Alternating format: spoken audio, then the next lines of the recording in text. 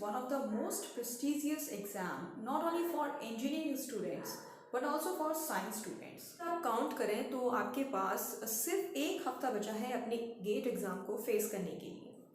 इतने कम टाइम में कैसे गेट एग्ज़ाम की प्रिपरेशन की जाए ताकि हम उसे क्वालिफाई कर सकें। तो आज के इस वीडियो में हम बात करेंगे 3 टॉपिक्स के ऊपर। पहला टॉपिक कि वो कौन से स्टूडेंट्स हैं जिनके लिए गेट एग्ज़ाम बहुत इम्पॉर्टेंट होता है या फिर कोई भी स्टूडेंट गेट एग्ज़ाम देता क्यों है। सेकंड टॉपिक, गेट एग्ज़ाम का पैटर्न क्या होता है और उसमें प्रिपरेशन किस तरीके से करनी चाहिए, किस किस टाइप के क्वेश्चंस को अटेम्प्ट करना चाहिए। और तीसरा पॉइंट कि गेट एग्ज़ाम में कौन सी वो टिप्स हैं जिनको फॉलो कर हम बहुत ही कम टाइम में भी गेट एग्ज़ाम को क्वालिफाई कर सकते हैं। Before starting the video, I am sharing my personal experience of qualifying the GATE exam. GATE exam शुरू से ही फेब मंथ में होता है किसी भी साल के, तो मैंने गेट एग्ज़ाम की प्रिपरेशन शुरू की थी दिसंबर में। And with in December and January 2 महीने मैंने कुछ टिप्स को फॉलो किया और बहुत ही रिगरस तैयारी करी। उसकी वजह से सिर्फ 2 महीने में मैंने अपना गेट एग्ज़ाम क्वालिफाई किया था। सो आज के वीडियो में मैं आपके साथ वही टिप्स शेयर करने वाली हूँ जिनको फॉलो करके आप भी अपने गेट एग्ज़ाम को क्वालिफाई कर सकते हैं। जितनी जल्दी आप इन टिप्स को फॉलो करना शुरू करेंगे उतना बेटर परसेंटाइल, उतना बेटर रैंकिंग आप अपने गेट एग्ज़ाम में लेकर आ सकते हैं। नाउ द फर्स्ट टॉपिक कि गेट एग्ज़ाम किन किन को देना चाहिए।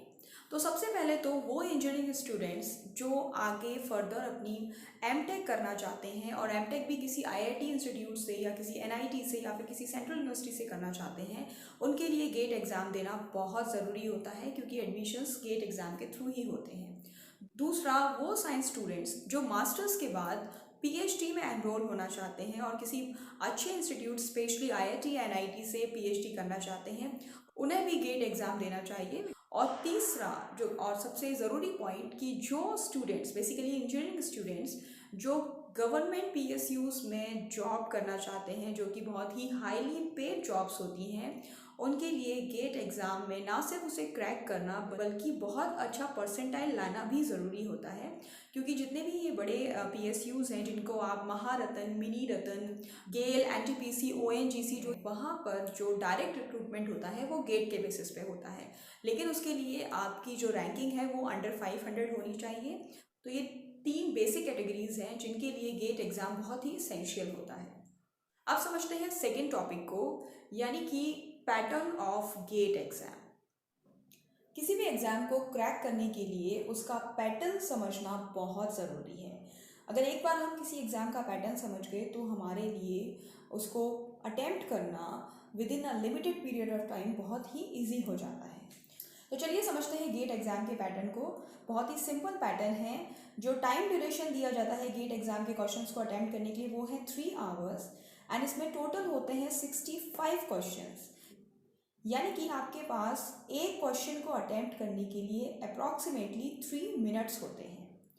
टोटल मार्क्स जो होते हैं वो होते हैं 100 एंड 100 मार्क्स में से भी क्वालिफाई करने के लिए, I am talking about qualify only, आपको चाहिए 28 से 35 मार्क्स के बीच में depending on the subject you are appearing for your GATE exam. And if you want to come under 500 ranking then you need only 60 marks. So now you can understand the level of this exam. See, now the type of questions. अब देखिए 65 questions जो हैं आपके उनको divide किया गया है 2 part में, जिसमें से कि 10 क्वेश्चंस जो आएंगे वो होते हैं एप्टीट्यूड और इंग्लिश बेस्ड।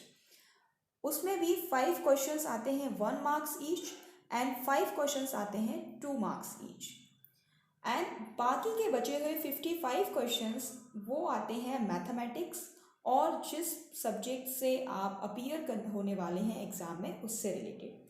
इसमें भी 25 क्वेश्चंस होते हैं 1 मार्क्स ईच एंड 30 क्वेश्चंस होते हैं 2 मार्क्स ईच। तो this is the very simple pattern of GATE exam. इसमें मैं आपको एक चीज़ समझा दूं कि जो ये 10 क्वेश्चंस आते हैं एप्टीट्यूड के, जिनका टोटल जो है वो है 15 मार्क्स, टोटल इज 15 मार्क्स। इसको अटेम्प्ट करना बहुत ज़रूरी होता है क्योंकि इनका जो लेवल होता है वो मीडियम लेवल होता है। They are not very difficult, so never left these questions. And remaining 55 questions, इनमें जो मैथमेटिक्स वाला पोर्शन है उसमें हमेशा रिपीटेड क्वेश्चंस ही आते हैं. There are few topics like eigen values, eigen vectors, जिस पे बेस्ड क्वेश्चन हमेशा इस पोर्शन में आएंगे, तो उनको ज़रूर आप अपने एग्ज़ाम के लिए प्रिपेयर करिएगा. एंड सब्जेक्ट रिलेटेड क्वेश्चंस जो हैं वो आपको पता चलेंगे प्रीवियस ईयर्स के क्वेश्चन पेपर्स को सॉल्व करके. तो यहाँ पर 25 mark questions 1 marks each and 30 questions 2 marks each. Okay, आप समझते हैं कि एग्ज़ाम में क्वेश्चंस को अटेम्प्ट कैसे किया जाए.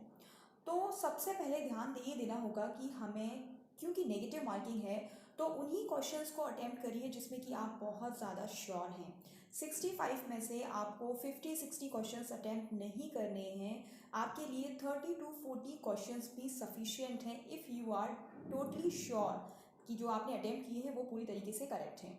दूसरा, इसमें जो आपको स्ट्रेटजी फॉलो करनी है वो ये कि क्योंकि एमसीक्यूज हैं, 4 ऑप्शंस आर देयर, तो बजाय कि ऑप्शंस को चूज़ करने के, 4 में से एक ऑप्शंस चूज़ करके उसको आंसर बनाने के, एलिमिनेट करने की अप्रोच को फॉलो करिए. जितना हो सके वो 4 जो आपको ऑप्शंस दी हैं किसी भी एक क्वेश्चन में, उनमें से एलिमिनेट करिए, क्योंकि जब आप एलिमिनेट करते हैं तो आपके लिए प्रॉपर आंसर तक पहुंचना ईजी होता है.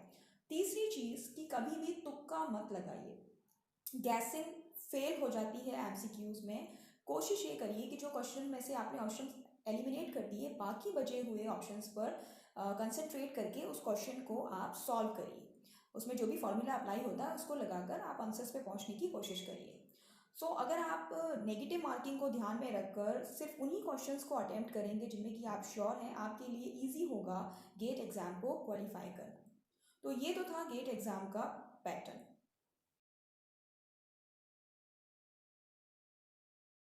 Tip number 1. Don't lose hope and assume that you have already cracked the GATE exam. See, although the time is very less, only 1 week is left, but if you assume from your mind that you have cracked the exam or you have to crack the GATE exam, then you can do it. So don't lose your hope, keep your hopes high, and even if the little time is left, just give your 100% to qualify the GATE exam. The second tip is revision. Revise each and everything which you have already prepared. See, क्योंकि time बहुत कम बचा हुआ है तो आप कुछ भी नया उठाकर पढ़ने की कोशिश मत करिए. जो आप पहले से पढ़ चुके हैं या जो भी आपने अपने ग्रेजुएशन में या अपने मास्टर्स में पढ़ा है, उसको एक बार थोरोली रिवाइज करिए. उन पॉइंट्स को, उन सब्जेक्ट्स को जिनमें आपकी जो नॉलेज है वो बहुत अच्छी है, उन फॉर्मूलेज़ को फिर से रिवाइज कर लीजिए जो आप पहले से तैयार कर चुके हैं. कुछ भी नया पढ़ने की कोशिश मत कीजिए, पुराने को ही एक बार अच्छे से रिवाइज करिए. बिकॉज अगर हम रिवीजन नहीं करते हैं तो बहुत सारे इंपॉर्टेंट पॉइंट्स को हम मिस कर देते हैं या एग्जाम टाइम में हमें वो याद ही नहीं आता. Third tip is increase the time of your study. See, अब क्योंकि टाइम ही हमारे पास 7-8 दिन बचे हैं, तो जितना टाइम आप अपनी स्टडी में लगा सकते हैं उतना लगाइए. कम से कम 10 से 12 घंटे पढ़ने की कोशिश करिए. लेकिन इसके साथ अपनी हेल्थ पर ध्यान ज़रूर दीजिए. हेल्दी फूड खाइए, प्रॉपर स्लीप भी लीजिए, लेकिन ज़्यादा फोकस करिए अपनी स्टडीज़ पर, क्योंकि ये 7 दिन फिर से तो लौट कर आने वाले नहीं हैं. तो जितना टाइम आप दे सकते हैं, 10 घंटे 12 घंटे, वो पूरा फोकस अपनी पढ़ाई पे लगाइए. बाकी काम बाद में हो सकते हैं. 7 दिन के बाद जो गेट 2021 होने वाला है वो फिर से दोबारा नहीं होगा. So focus on your studies and give as much time as possible. The fourth tip is, which must be followed, is try to solve as many as previous year question papers, because the more you attempt the previous year question papers, the more understanding you develop. Generally questions के जो pattern होते हैं वो हर साल repeat होते हैं. कुछ ऐसे टॉपिक्स होते हैं जिसमें से क्वेश्चंस आता ही है और सेम पैटर्न का ही क्वेश्चन आता है. तो जब आप पुराने क्वेश्चन पेपर्स को सॉल्व करेंगे तो आपको एक आइडिया लगेगा कि किस टाइप के क्वेश्चंस आते हैं और उसको अटेम्प्ट कैसे करना है. और इसमें दूसरी चीज़ मैं आपको बता दूं कि क्वेश्चन पेपर सिर्फ प्रीवियस ईयर्स गेट एग्ज़ाम से ही नहीं होने चाहिए. इसरो के एग्ज़ाम से, TIFR के एग्ज़ाम से भी आपको पुराने साल के जो क्वेश्चन पेपर्स हैं उनको अटेम्प्ट कर सकते हैं. और आपकी जो अंडरस्टैंडिंग है, क्वेश्चंस को अटेम्प्ट करने का जो एक एटीट्यूड है, वो आप में डेवलप होगा and it will be easier for you to attempt your GATE 2021 exam with a positive thinking. And the fifth tip is take mock test or you can solve the test series also. Test series आप market से purchase कर सकते हैं कोई भी, क्योंकि अभी time जो है हमारे पास लिमिटेड है, तो आप एक या दो टेस्ट सीरीज को भी अगर सॉल्व कर लेते हैं तो ये आपके लिए बहुत बेनिफिशियल रहने वाला है। यहाँ मैं बात कर रही हूँ गेट एग्जाम को सिर्फ क्वालिफाई करने की। अगर आप बहुत अच्छे मार्क्स लेके आना चाहते हैं, आप परसेंटाइल 99 से भी ऊपर लेकर आना चाहते हैं, तो 7 दिन इनफ नहीं है, तो आपको रिगरस 3 से 4 महीने तक प्रिपरेशन करनी पड़ेगी। लेकिन यहाँ अगर सिर्फ क्वालिफाई करने की बात हम कर रहे हैं तो ये टिप्स आपके बहुत काम आने वाली हैं, क्योंकि इंडिया में सिर्फ 16 to 17% ही स्टूडेंट्स गेट को क्वालिफाई कर पाते हैं। तो अगर आप क्वालिफाई करते हैं यू विल बी अमंग दो 6। तो अगर आप अपनी होप छोड़ चुके हैं कि अब सिर्फ 7 दिन ही बचे हैं, अब इसमें हम क्या कर लेंगे, तो ऐसा कुछ भी नहीं है। अगर आप चाहें तो इन 7 दिनों में भी एग्ज़ाम को क्रैक कर सकते हैं। सिर्फ आपको अपना टाइम थोड़ा सा स्टडीज़ का बढ़ाना पड़ेगा, कुछ टिप्स को फॉलो करना पड़ेगा, प्रीवियस ईयर के क्वेश्चन पेपर्स को अच्छे से समझ के सॉल्व करना पड़ेगा, और जो इम्पोर्टेंट फॉर्मूलेज हैं उन पर कंसंट्रेट करने की बहुत ज़्यादा ज़रूरत है। आई होप अगर आप इन 7 दिनों में इन टिप्स को फॉलो करेंगे तो आप गेट एग्ज़ाम को ज़रूर क्वालिफाई कर पाएंगे। Wish you all the very best, go and crack the exam. Thank you for watching and stay connected.